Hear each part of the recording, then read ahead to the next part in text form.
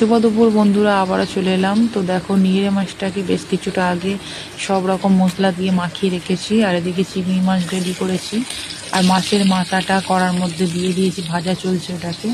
কচুটাকে ভাবিয়ে রেখে দিয়েছি, আর ভাত আমার হয়ে গেছে। আর এদিকে মাছের মাথাটা ভাজা হয়ে যাওয়ার পরে চিংড়ি মাছটা দিয়েছি কড়াতে। আর এদিকে হচ্ছে দেখো, আলুটা ভালোভাবে ভেজে নিয়েছি যাতে সিদ্ধ হয়ে যায়। তারপরে নিংড়ে মাছ দিয়ে মাছটাকে বানাচ্ছি।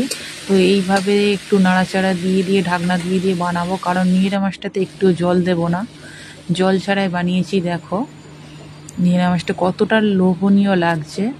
আর এদিকে মাছের মাথা চিংড়ি তো ভাজা আছে, মাছের মাথাটা দিয়ে ডাল খাবে বলেছি, আর মাছের আর একটা যে অংশ আছে মাথার, ওই দিকটা দিয়ে কচু শাক বানাবো।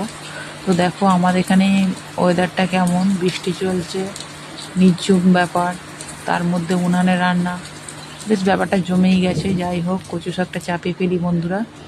আর কচু শাক রান্না করব বলেই উনানটা জ্বেলেছি আজকে, কারণ উনানেই একমাত্র কচু শাকটা ভালো হয়। গ্যাসের মধ্যে অসুবিধা হয় আর অনেকটা সময় লেগে যায়। তো চলো কচু শাকটা চাপিয়ে দিই। তো আমার বন্ধুদেরকে একটা কথা জানাই, সব সময় তো বলি কে কে এইটা পছন্দ করো কমেন্ট করো। আজকে বন্ধুদেরকে বলবো, কে কে এইটা পছন্দ করো না কচু শাক খেতে, তারা কমেন্ট করো। তো আমার তো ডালটা বাকি আছে, ওদিকে ডালটা গ্যাসের মধ্যে চাপিয়ে দেব, কারণ দেরি হয়ে যাচ্ছে, অনেকটা বেলা হয়ে যাচ্ছে। তো দেখো ডালটা গ্যাসের মধ্যে বানিয়ে নিয়েছি মাছের মাথা দিয়ে। তো বন্ধুরা টাটা, আমার ভিডিওটা এই পর্যন্ত ছিল। পরের ভিডিও আবার দেখা হচ্ছে, ততক্ষণের জন্য ভালো থেকো, সুস্থ থেকো, নিজেদের খেয়াল রেখো। টাটা বন্ধুরা।